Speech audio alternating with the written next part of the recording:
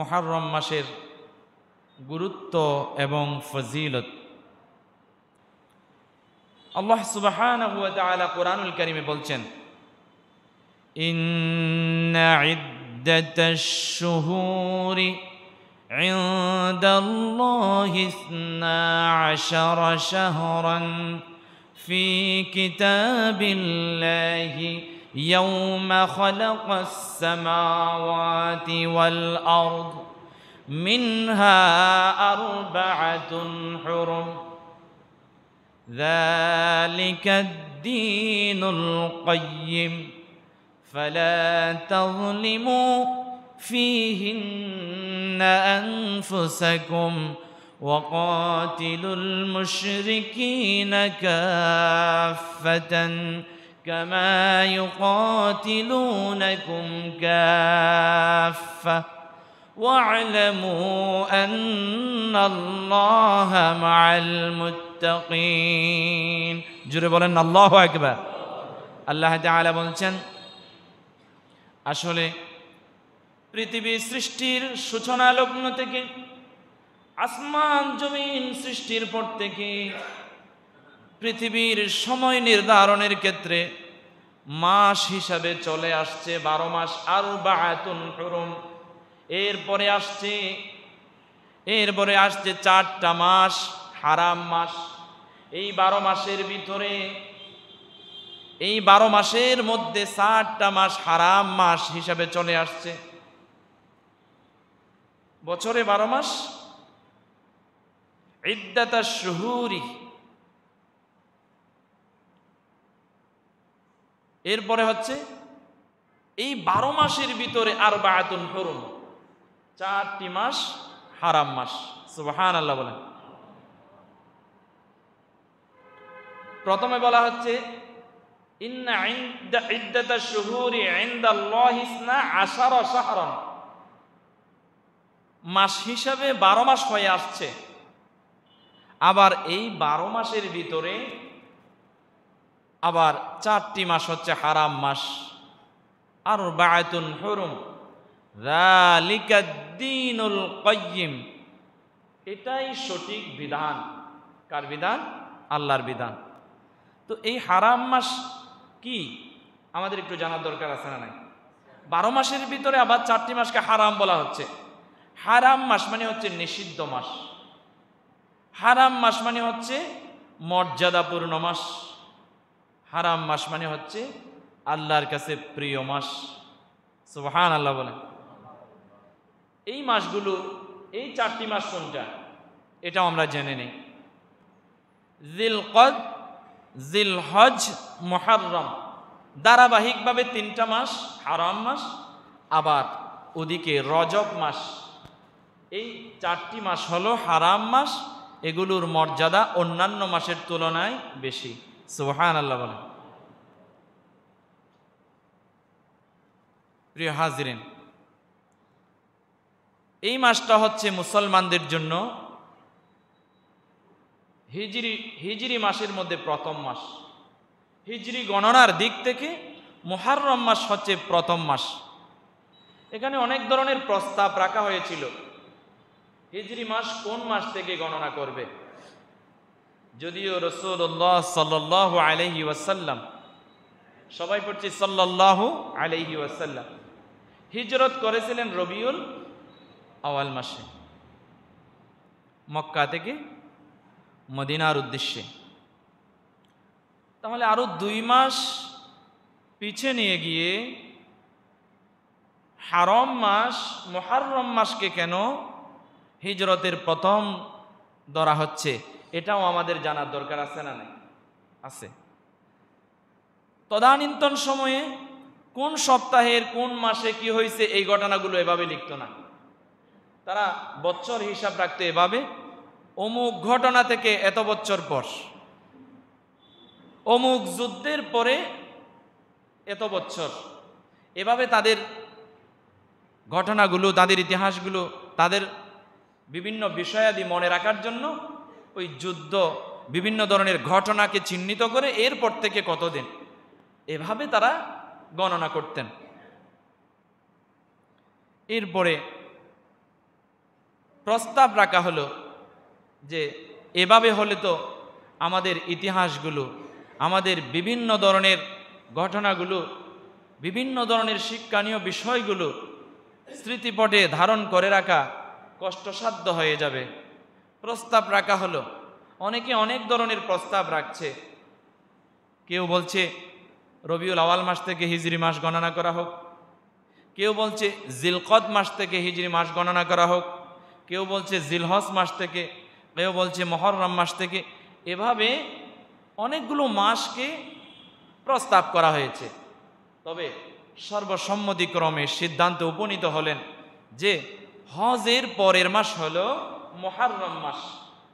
তাহলে হজকে কেন্দ্র করে বাৎসরিক কাজের সমাপ্তি তারা মনে করলেন যে হজকে কেন্দ্র করে জিলহজ মাস যখন শেষ হবে, হাজিরা ঘরে ফিরে যাবে, আপন গন্তব্যে চলে যাবে, তখন বাৎসরিক একটা কাজ সম্পন্ন হবে। তো সম্পন্ন হওয়ার পর থেকে সূচনা হবে মুহররম মাস। কাজেই মুহররম মাসকে দিয়েই হিজরি মাসের গণনা শুরু করলেন। জোরে বলেন আল্লাহু আকবার। এরপরে আসুন এবার এই মুহররম মাসে আমরা কি কি করব না কি কি করব আমাদের একটু জানার দরকার আছে না নাই? প্রিয় হাজিরিন, আল্লাহ সুবহানাহু ওয়া তাআলা ঘোষণা করেন, ফালা তাজলিমু ফীহিন্না আনফুসাকুম ওয়া কাতিলুল মুশরিকিনা কাফাতান কামা ইউকাতিলুনাকুম কাফা। 12 মাসের মধ্যে এই 4টি মাস হারাম মাস। এই মাসগুলো হচ্ছে মর্যাদাপূর্ণ মাস, নিষিদ্ধ মাস। এই মাসগুলোতে যুদ্ধ বিগ্রহ করা যাবে না, অন্যায় করা যাবে না, জুলুম করা যাবে না, নির্যাতন করা যাবে না, নিজের উপরে জুলুম করা যাবে না। জোরে বলেন আল্লাহু আকবার। ফালা তাজলিমু ফীহিন্না আনফুসাকুম, তোমরা নিজেদের উপর জুলুম করো না। তার মানে আমরা নিজেদের উপর জুলুম করে থাকি। যত গুনাহ করবেন তত নিজের উপর জুলুম করবেন। নামাজ পড়বেন না, নিজের উপর জুলুম করছেন। কোরআন পড়ছেন না, নিজের উপর জুলুম করছেন। কোরআনের বিধিবিধান মেনে চলছেন না, নিজের উপর জুলুম করছেন। পরের সীমানা টেলছেন, নিজের উপর জুলুম করছেন। সুদ খাচ্ছেন, নিজের উপর জুলুম করছেন। ঘুষ কাটছেন, নিজের উপর জুলুম করছেন। ব্যভিচার করছেন, নিজের উপর জুলুম করছেন। সকল প্রকার অন্যায়, অশ্লীল, গর্হিত, ফাহেশা কাজ, এগুলো নিজের উপরে জুলুম। তার মানে তাইলে মুহররম মাস আসছে, আমরা নিজের উপর জুলুম করব না, যেহেতু আল্লাহ নিষেধ করছেন ফালা তাজলিমু ফীহিন্না আনফুসাকুম। এই হারাম মাসগুলোতে তোমরা কি করো না? নিজের উপর জুলুম করো না। তো আমরা কি এই 4 মাসের পরে অন্যান্য মাসে নিজের উপর জুলুম করব না? কথা হচ্ছে আমরা একটা হারাম শরীফ আছে, এই যে সৌদি আরবে মক্কা শরীফে হারাম শরীফ বলি আমরা আর কি, হুদুদুল হারাম। এর বাহিরে গুনাহ করলে, গুনার একটা অন্যায় করলে, অপরাধ করলে, এই অন্যায়ের পাপের গুনাহের বোঝার একটা লিমিট বা পরিধি আছে। কিন্তু আপনি স্বয়ং যদি হুদুদুল হারাম শরীফের ভিতরে গিয়ে বাহিরে যে পাপ করেছেন সেই পাপ করেন, তাহলে এই গুনার বোঝা কম হবে না ভারী হবে? বেশি হবে, বেশি হবে। মসজিদের ভিতরে গুনাহ করছেন, মসজিদের বাহিরে গুনাহ করছেন, গুনাহের মাত্রা, ওজন কম বেশি হতে পারে কি পারে না? কারণ এটা আল্লাহর ঘর জেনেও আল্লাহর ঘরের ভিতরে অপরাধ করা এক ধরনের, এটা এক ধরনের ওজন আছে গুনাহের। আবার বাহিরে গুনাহ করা, এটা আরেক ধরনের ওজন। তো আপনি এই 4টি হারাম মাসে, আল্লাহ এই 4টি মাসকে নিষিদ্ধ মাস করেছেন, মর্যাদাময়, মর্যাদাপূর্ণ মাস করেছেন। এই মাসগুলোতেও 12 মাস যা করেছেন তা যদি এসে করেন, মসজিদের ভিতরে এসে আল্লাহর ঘরে গিয়ে যে অপরাধ করছেন তার চাইতেও বেশি মারাত্মক হবে। নাউজুবিল্লাহ বলেন। আশা করি আমি এ কথাটা বুঝাইতে পারছি। এরপরে আল্লাহ তাআলা বলছেন, ওয়াকাতিলুল মুশরিকিনা কাফাতান কামা ইউকাতিলুনাকুম কাফা। আর মুশরিকরা, কাফেররা বেঈমানরা তোমাদের সাথে যেভাবে লড়াই করে, যুদ্ধ করে, তোমরাও তাদের সাথে সেভাবে যুদ্ধ করো, লড়াই করো। জুড়ে বলেন আল্লাহু আকবার। এখন ইহুদিদের সাথে, মুশরিকদের সাথে, লানতপ্রাপ্ত জাতিদের সাথে মুসলমানদের, মুসলিম উম্মার যুদ্ধ চলছে। গাজাকে ধ্বংস করে দিয়েছে, মাটির সাথে বিলীন করে দিয়েছে। কিছু মুসলিম উম্মার ঘুম ভাঙছে না। এরপরে ইরানে হামলা চালাচ্ছে, মুসলিম উম্মার ঘুম ভাঙছে না, কোনো প্রতিবাদ নাই। ইরান যখন লানতপ্রাপ্ত জাতি ইহুদিদের উপর হামলা চালিয়েছে, ক্ষেপণাস্ত্র দিয়ে তাদেরকে যখন আঘাত শুরু করেছে, তখন মধ্যপ্রাচ্যের ইহুদি খ্রিস্টানদের, কাফেরদের কিছু কান্ট্রিদের সাথে কাঁধে কাঁধ মিলিয়ে, মুখের সাথে মুখ মিলিয়ে কিছু মধ্যপ্রাচ্যের বুবা শয়তান মুসলিম নামের কলঙ্কদের মুখেও বুলি ফুটেছে। জুড়ে বলেন না নাউজুবিল্লাহ। তারাও ইরানের বিরুদ্ধে কথা বলছে মাইরের ভয়ে। তো আমি অনলাইনের নিউজগুলো ঘেঁটে দেখলাম। তারপরে কিছু কিছু মুফতিয়ান ইকরাম সৌদি আরবে, কাতারে, বাহরাইনে, ওমানে, বাংলাদেশের এবং ইন্ডিয়ার কিছু মুফতি সাহেব ওখানে থাকেন, তারাও অনলাইন প্ল্যাটফর্মে এসে ব্রিফিং করছে যে ইরান এবং ইসরায়েলের সাথে যুদ্ধ হচ্ছে। এরপরে আমেরিকা ইরানের উপরে হামলা চালিয়েছে। আবার ইরানের যুদ্ধঘাঁটিতে বিভিন্ন জায়গায়, আমেরিকার যুদ্ধঘাঁটিতে বিভিন্ন জায়গায় ইরান হামলা চালাইছে। এজন্য আরব দেশের তথাকথিত মুসলিম কান্ট্রি যেগুলো আছে, তারা নাকি ইরানের পক্ষ নিয়ে কথা বলে নাই। এটা ভালো করেছে। জুড়ে বলেন না নাউজুবিল্লাহ। এর চাইতে জঘন্য অপরাধ, এর চাইতে মারাত্মক আর কি হতে পারে? অথচ আমেরিকার ভাইরা ভাই, আমেরিকার কলিজার ভাই, যাদেরকে আমেরিকা লালন করে পালন করে, ইসরায়েলের সন্তানদের উপরে যখন আঘাত হানছে, আমেরিকা আর ঘুমিয়ে থাকতে পারে নাই। আমেরিকা সুকৌশলে ইরানের বুকে হামলা চালিয়েছে। জুড়ে বলেন না নাউজুবিল্লাহ। আমাদের মুসলিম উম্মার বুকে আঘাত হেনেছে। শত শত ছোট ছোট মাসুম বাচ্চা সহ ইরানের মুসলিমদেরকে তারা নিধন করার পরিকল্পনা করে বাংকারে পর্যন্ত তারা আক্রমণ চালিয়েছে। এরপরেও বিভিন্ন মুসলিম কান্ট্রির, আমরা মুসলিম জাতি হিসাবে লজ্জিত হয়ে গেলাম যে ইহুদিরা সংখ্যায় কম, অথচ মুসলমানরা গোটা পৃথিবীতে সংখ্যায় বেশি। তারপরেও ইহুদিদেরকে ভয় পাচ্ছে মুসলিম জাতির এই পরিণতি কেন? কারণ তারা অন্তরে যে পরিমাণ ঈমান লালন করা দরকার, সেই পরিমাণ ঈমান লালন করতে পারছে না। জুড়ে বলেন নাউজুবিল্লাহ। আমাদের ঈমানকে মজবুত করতে হবে। ঈমানকে আমাদের ঈমানের পানি দিয়ে ধৌত করতে হবে, কালিমার পানি দিয়ে ধৌত করতে হবে, ঈমানটাকে মজবুত করতে হবে। ঈমান কত দুর্বল হয়ে গেছে দেখেন। তো সেই সমস্ত মুসলিম কান্ট্রিতে আমাদের বাংলাদেশের, ইন্ডিয়ার বিভিন্ন মানুষ যারা সফরে আছে এবং যারা জীবিকা নির্বাহের কাজে ওখানে থাকেন, সৌদি আরব, বাহরাইন, ওমান, অন্যান্য আরব কান্ট্রিতে মধ্যপ্রাচ্যের, তারা বলছে যে আমেরিকার দিকে যদি ইরান হামলা চালাতো, তাহলে আমেরিকা মুসলিম কান্ট্রিগুলোতে অথবা অন্যান্য মুসলিম কান্ট্রিগুলো যদি ইরানের সাথে ঐক্যমত পোষণ করত, তাহলে ইরান যদি সৌদি আরবে হামলা চালায়, ইরান যদি ওমানে হামলা চালায়, ইরান যদি বাহরাইনে হামলা চালায়, ইরান যদি কাতারে হামলা চালায়, ইরান যদি পাকিস্তানে হামলা চালায়, তাহলে কি হতো? তাহলে সেখানে যারা বাংলাদেশের মুসলমানরা গিয়ে জীবিকা নির্বাহের কাজে গেল, তাদের একটা দশ নামতো, তাদের রিজিকের সমস্যা হতো।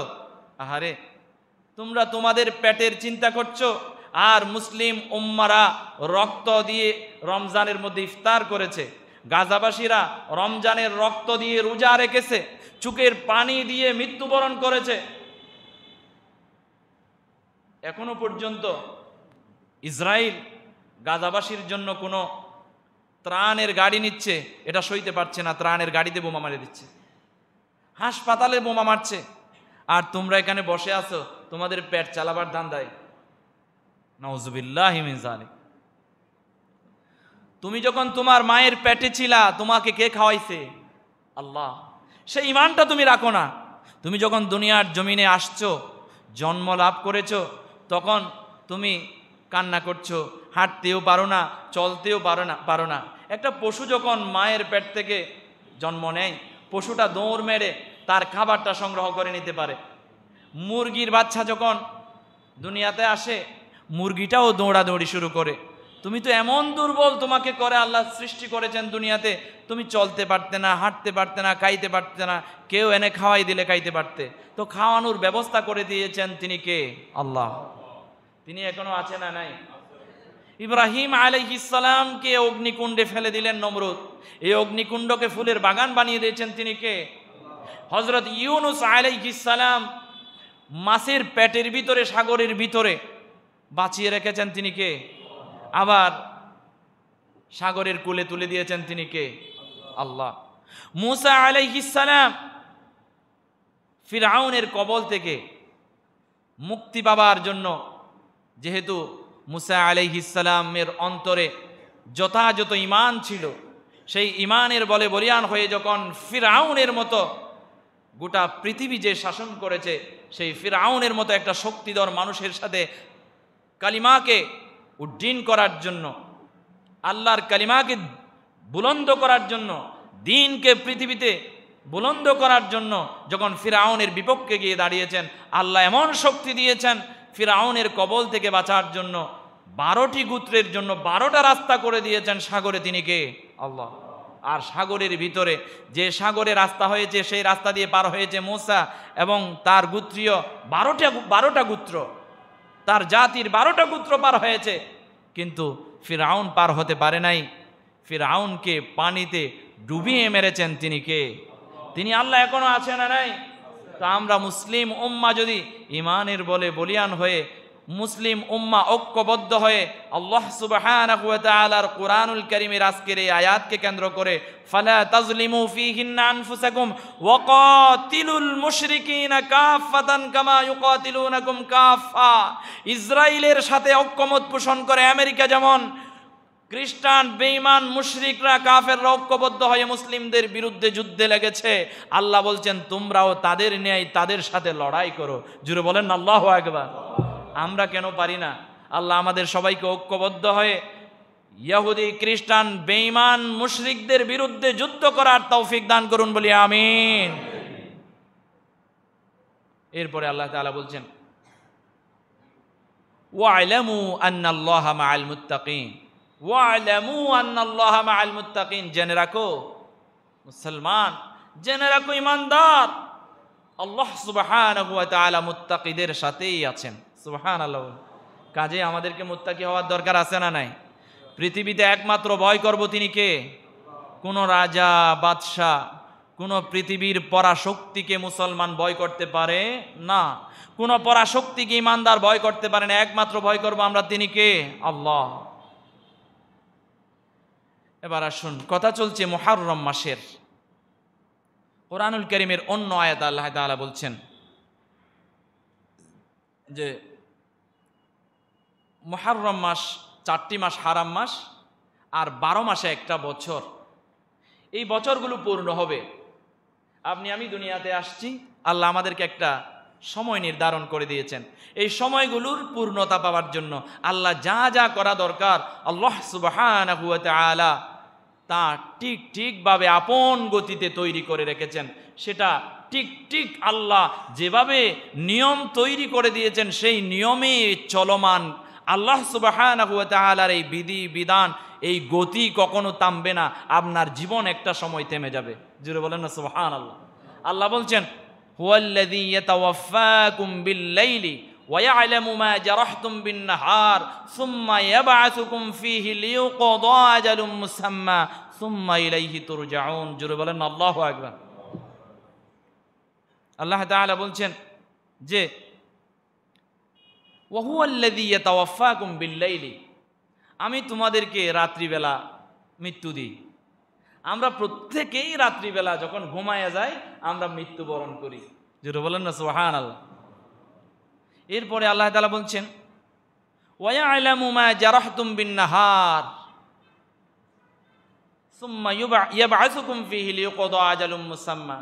এরপরে আল্লাহ তাআলা বলছেন আবার তোমাদেরকে আমি দিনের বেলায় তোমরা যা করো, দিনের বেলায় তোমাদেরকে আমি আবার আপন গতিতে তোমাদেরকে আবার জীবন দান করি। জোরে বলেন না সুবহানাল্লাহ। এগুলো আবার আমার কাছে জানা আছে। আল্লাহ সুবহানাহু ওয়া তাআলার কাছে এই কাজগুলো আমরা দিনের বেলায় কি করছি আর রাত্রিবেলা কতক্ষণ ঘুমাচ্ছি, এগুলো সব আল্লাহ সুবহানাহু ওয়া তাআলার নজরদারিতে, খবরদারিতে আছে। জোরে বলেন না সুবহানাল্লাহ। এরপরে একটা সময় যখন তোমাকে আমি যে কয়টা দিন এবং রাত থাকার জন্য দুনিয়াতে পাঠাইলাম, এই দিনের গতিতে দিন চলছে, তোমার কাজ চলছে, আর রাতের গতিতে রাত চলছে। যারা ঘুমাচ্ছে ঘুমাচ্ছে, রাত্রে কাজ করছে। এই কাজগুলোর একদিন সমাপ্ত হবে, তোমরা আমার কাছে ফিরে আসবে। এরপরে গিয়া তোমরা কি করছো না করছো সব কিছু আমি কিয়ামতের ময়দানে তোমাদের কাছে উপস্থাপন করব। জোরে বলেন না আল্লাহু আকবার। কেমন ভাবে উপস্থাপন করবে? তোমরা কাকে নেতা মানছো, কার অধীনে চলছো, কাকে ভয় পাইছো, এগুলো আল্লাহর কথা। কাকে নেতা মানছো, কাকে ভয় পাইছো, কার জীবন বিধান তোমরা লালন করেছো, তোমরা কি আমার দেওয়া বিধানের উপর ভিত্তি করে জীবন পরিচালনা করছো, নাকি ইহুদি খ্রিস্টানদের অধীনে হয়ে তাদের বিধান বাস্তবায়ন করার লক্ষ্যে তোমরা দুনিয়াতে কাজ করেছো? এগুলো সব কিয়ামতের ময়দানে হিসাব নিকাশ করবেন আল্লাহ সুবহানাহু ওয়া তাআলা। এমনকি আপনি কাকে নেতা মানছেন, কার অধীনে ছিলেন, সেটাও সেদিন আল্লাহ সুবহানাহু ওয়া তাআলার কাছে হিসাব দিতে হবে। আল্লাহ বলছেন ইয়াউমা নাদউ কুল্লা উনাসিম বিইমামিহিম ফামান উতি ইয়াউমা নাদউ কুল্লা উনাসিম বিইমামিহিম।